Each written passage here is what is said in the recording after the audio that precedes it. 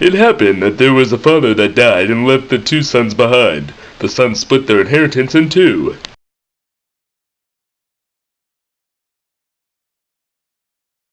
Stephen, the tall, creepy-looking son, got the mechanic shop.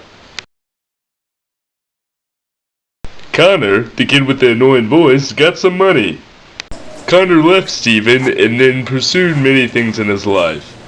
He did many bad, terrible things.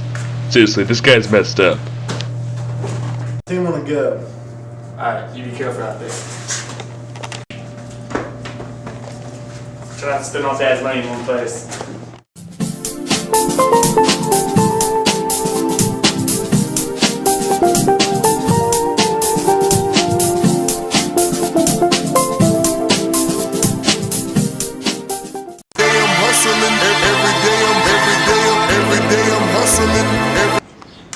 How are you getting so good cards?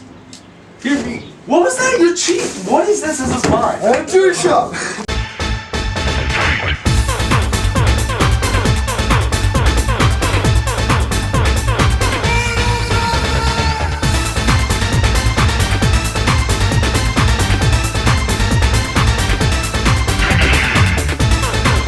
Hey man, got the stuff? Yeah, I got the stuff.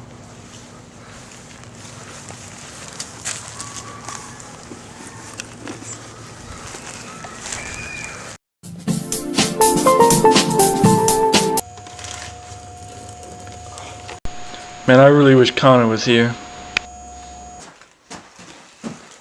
Hey man, you doing alright? I'm fine.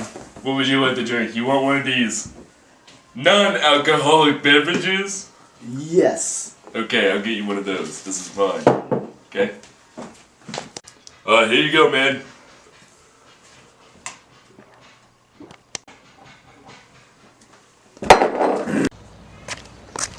I wish I was back with Steven.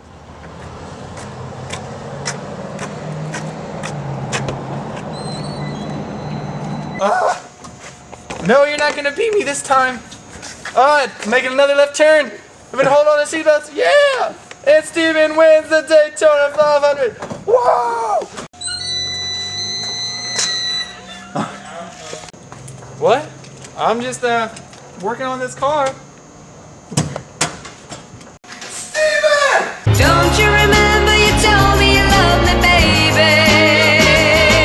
You said you'd be coming back this way again, baby.